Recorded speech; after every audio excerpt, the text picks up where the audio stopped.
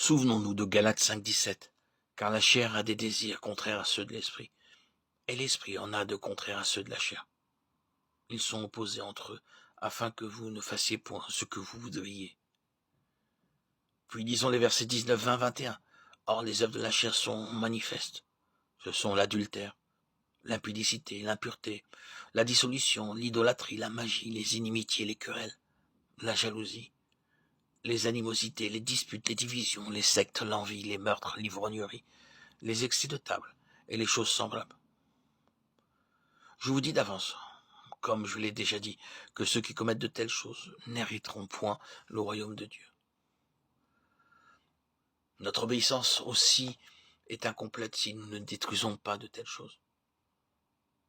Nous devons nous éloigner des péchés évidents comme l'idolâtrie, l'impudicité, la sorcellerie, l'impureté.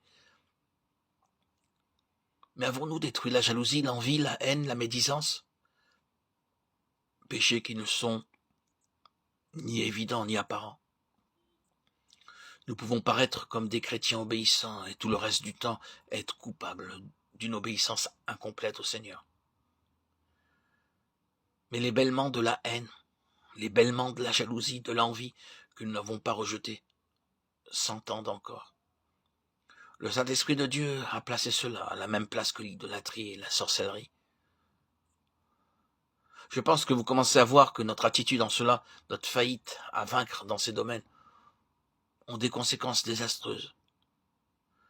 Comme Saül ne put régner longtemps, vous et moi ne régnerons pas si, à son exemple, nous faillissons devant Dieu lors de la mise à l'épreuve.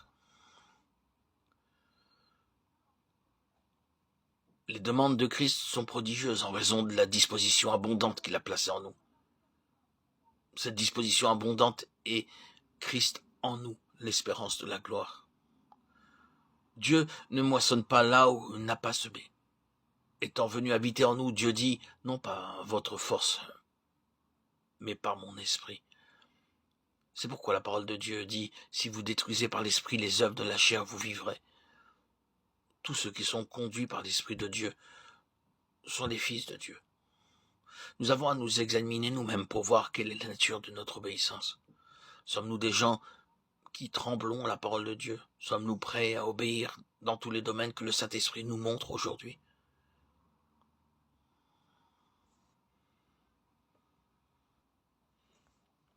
Prenons du temps pour nous examiner. Maintenant, si nous avons un moment, observons-nous, regardons où nous en sommes et examinons l'obéissance dans nos vies, non seulement dans notre vie publique, mais aussi dans notre vie secrète. Sommes-nous des hommes de foi et d'obéissance? Marchons-nous spirituellement avec Dieu?